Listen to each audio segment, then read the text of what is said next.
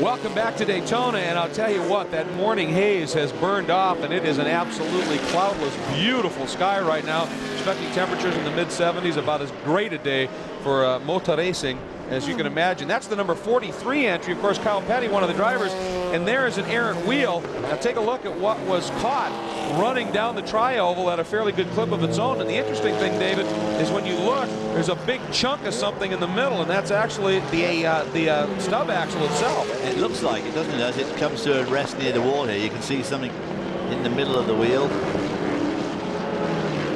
So that doesn't look like a simple wheel coming off. No, I think the suspension snapped on it, and they've got themselves a very long stop at this point. Luckily for them, it was the left front, going around the tri-oval there, because it's unweighted, and it came off, and he managed to come around with a fairly good lick. It had been the right front because he'd been in the wall. Let's get down to the pits. The SRP 2 leaders in, Guy. Yeah, we're getting a driver change here. Ralph Kellner's getting out of the car. Bill Rand getting into it. Otherwise, it's fairly routine. Oh, no. We're doing a little brake change right here now, too. On the front, the rear tyres going on. Fuel going in, and you can see there the steering wheel getting ready to get put back in place. It's got quite a neat system, the way they pull it out with the driver when he pulls right up to where they put the stop sign for the driver to come in. But we are getting a brake pad change here right now. And it's going fairly smoothly on the left-hand side. On the right-hand side, we'll check that one too. There you can see the action going on there. Bill Rand sits patiently in the car waiting, and they will get him back out again as soon as they can. But the SRP2 leader in the pits with 3.5 hours to go with the brake change, and obviously all 4 new tyres and new fuel. It's amazing how they go about those brake changes. You saw it looked like right there, that piece of equipment, it goes in and it opens up those calipers so they can slide the little pucks in that the pads are on. And what it does, I believe, is allows them to not have to bleed the brakes after they've made the change. It keeps the pressure in the system. It just pushes the pistons back. And of course, the big thing is that when you let the brake pads wear, you got to be real careful that you don't let them wear too much. Otherwise, you can't get that thing in, and the pistons fall out. Well, one of the major things too is from the driver point of view. Usually the driver's getting in as they're doing this, and he's got his feet down in the footwell trying to find the pedals. They're doing his seatbelts up, and without knowing it, you put your foot on the brake pedal, and that completely destroys it, because then they can't get those the little caliper levers in there, as David was mentioning, and you really make a mess of it. And by the way, I just got handed an update for that number 37 entry from John Field, the Banana Joe's Lola Judd. A broken input shaft to the gearbox, which very well could have been worked loose with a bad half shaft and all those vibrations of the Judd itself, and no clutch. No clutch, because that'll break it if they, because that's going to really be tough on it, especially if the guys are not used to driving without a clutch. So many drivers these days really don't use the clutch for shifting, but a lot of drivers still do, and if you haven't got one, it's tough on the gearbox. Well, the bad news is that is apparently the damage unrepairable. They are done parked, and that is very unfortunate indeed. Now, we just saw a shot of that 09 Corvette making its way down into the pits, and so they continue to lap and be very comfortable in front of the American GT category. There's the car, and it looks like we have done a driver's change. So see who gets in the car. That's Pilgrim. Andy Pilgrim is getting out at this point. So we are going to have a driver's change. Notice both of them wearing that Hans device. They've got some time, so a nice clean to the windshield, taking a good, comfortable look at the car. Just a little over 3.5 hours to go here at Daytona.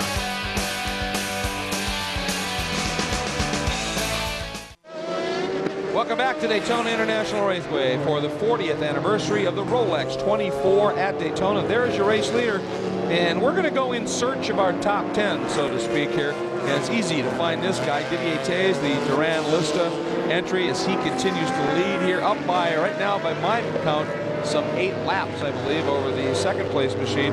Didier Taze put the car in pole, and the driver lineup pretty much tells the story here. Taze, Freddie Lienard doing a nice job, but Max Pappas and Mauro Baldi have just absolutely been in control of this one on and off. They've never been too far out of the hunt. Here's second place, and right now, that is the number 36 machine. That's the Elan engined Riley and Scott. Guy Smith behind the wheel. Jim Matthews, team owner. Scott Sharp, Robbie Gordon also driving that machine. They sit in the second spot right now, as I said, about 8 laps of grip. And as Gordon said, if everything stays static, they really don't have a shot at it because they can't run fast enough to run down that lead car. But we have seen it multiple times here, and he even mentioned, he said the Dyson team with an hour and a half to go last year suddenly had problems, so they're not out of it. But if they hadn't had those problems in the night with the electrics, with that blown right rear tire, which you can't do much about, and of course that lighting problem, they'd be right there, because we saw Robbie Gordon and David Brabham just having the most horrendous dice yesterday afternoon for the lead. We now look at our third place overall machine, arguably one of the best runs ever for an SRP2 category car. That's Terry Borchler behind the wheel. The number 8 Rand Racing Nissan Lola. Anthony Lazaro qualified it. Bill Rand, the owner, very quick, and Ralph Kellener's turning some very quick laps as well, up to third overall, handily leading the class.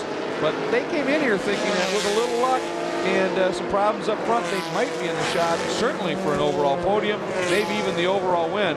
And there is time left, so nice job there, Terry Borchler, getting the car around the track. Terry told us when he came up here that during the early morning, Ralph Kellener has turned a lap at 1:49.97, so just in 40. That's one of the faster laps of the entire field for the weekend. I mean, that is a tremendous time for SRP2.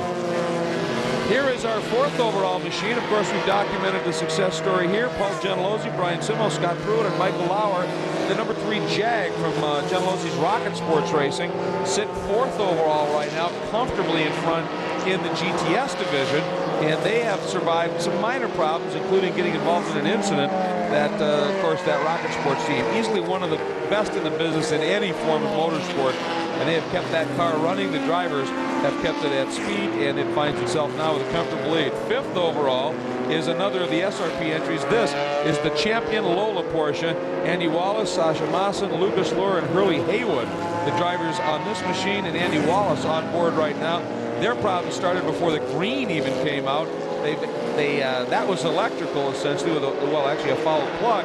Then they had 2 stops for broken shift cables. It runs a cable shift system.